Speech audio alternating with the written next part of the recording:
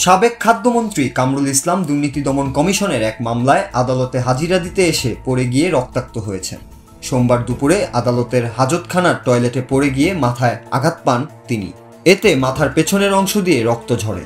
সঙ্গে সঙ্গে তার মাথায় ব্যান্ডেজ দেওয়া হয় এবং পরে কেরানীগঞ্জ কারাগারের হাসপাতালে পাঠানো হয়।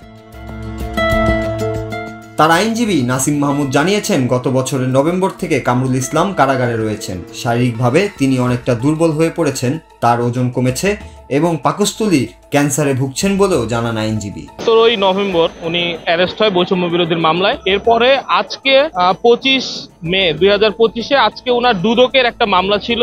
দুদকের মামলা 25/12/2024 মহানগর দায়রা জজ আদালতের হাজতখানায় ওনাকে নিয়ে আসা হয়, অ্যাডভোকেট কামরুল ইসলামকে। এবং আপনারা জানেন হয়তো উনি 2017 সাল থেকে 17 ডিসেম্বর থেকে উনি পাকস্থলী জনিত ক্যান্সারে আক্রান্ত। উনি শারীরিকভাবে বেশ অসুস্থ। উনি যেহেতু গত নভেম্বর থেকে জেল হাজতে আটক আছে, উনি বেশ অসুস্থ এবং উনার ডে বাই ডে উনার ওজন কমে যাচ্ছে, ওজন হ্রাস পাচ্ছে এবং উনি পাকস্থলী জনিত বেশ অসুস্থ। তো উনি অসুস্থ থাকায় জেল হাজতের টয়লেটে উনি টয়লেট ব্যবহার করতে যায়। সেখানে উনি পড়ে গিয়ে মাথায় গুরুতর আঘাত পায়।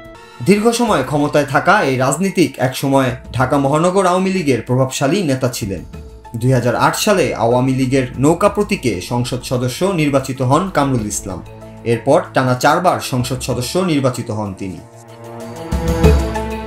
2009 সালে নবম জাতীয় সংসদে জয়ী হয়ে তিনি শেখ হাসিনার মন্ত্রিসভায় আইন প্রতিমন্ত্রীর দায়িত্ব পান।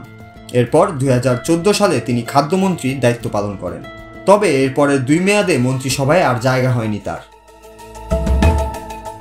বর্তমানে ছাত্র জনতার আন্দোলনের পর সাবেক এই মন্ত্রীর বিরুদ্ধে ওঠা অনিয়ম ও দুর্নীতির অভিযোগ তদন্ত করছে দুর্নীতি দমন কমিশন। দুদকে জমা দেওয়া অভিযোগে বলা হয়েছে, কামরুল ইসলাম দেশে বিদেশে নিজের ও সন্তানদের নামে বিপুল পরিমাণ সম্পদ গড়ে তুলেছেন। আইন প্রতিমন্ত্রী থাকাকালে আদালতের বিভিন্ন নিয়োগে ঘুষ লেনদেনের মাধ্যমে কোটি কোটি টাকা আয় করেন তিনি। এমনকি খাদ্যমন্ত্রী থাকাকালে ব্রাজিল থেকে নিম্নমানের গম কিনে সরকারের বিপুল অর্থ আত্মসাৎ করেছেন বলেও অভিযোগ রয়েছে। এই মামলার শুনানিতে অংশ নিতে গিয়েই আদালতের হাজতখানায় আজকের এই দুর্ঘটনার শিকার হন তিনি। নূর রাজু, বাংলা টিভি, ঢাকা।